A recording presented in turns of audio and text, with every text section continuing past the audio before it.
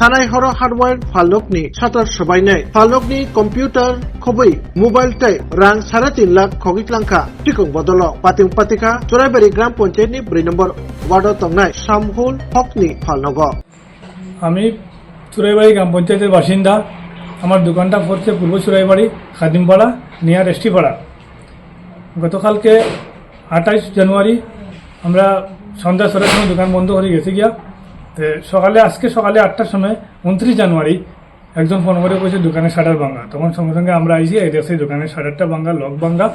পরে police inform করছি, থানাতে গেছি, কইছি, থানাতে স্টাফ আইসন দেখছেন, দরজা খোলা হয়েছে। খোলার পরে দেখা গেল মোবাইল নাই, প্রায় 30-25টা মোবাইল, 3.5 লাখ টাকার মতো হইব। নগদা ছিল, বর্তমানে মাল হওয়ার কথা ছিল, নগদা ছিল 2,30,000 টাকা। এই টাকাটাও নাই, রাইস কুকার নাই, ল্যাপটপ নাই, আরও অন্যান্য সামগ্রী প্রায় গড়ে 7 থেকে 8 লাখ টাকার সামান নিচে গিয়া। আমরা সিসি ক্যামেরা 2টা বাইরে আসলো, এই ক্যামেরাটি ভাঙছে, ঘরের একটা ভাঙতে পারছে না।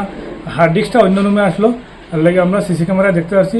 থানার স্যাররাও দেখছেন যে 3জন মানুষ মাংকি টুপি লাগাইছে, ড্রেস পরছে, আর একজনে বিএসএফের ড্রেস পরিয়া আইছে, এই মালটা নিছে।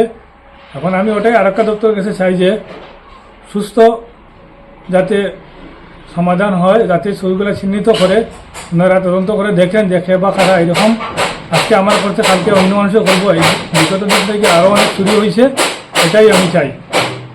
ন্যাশনাল হাইরোডের মধ্যে আমার একটা দাবি থাকবো, ন্যাশনাল হাইরোডের মধ্যে যাতে পেট্রোলিং হয়।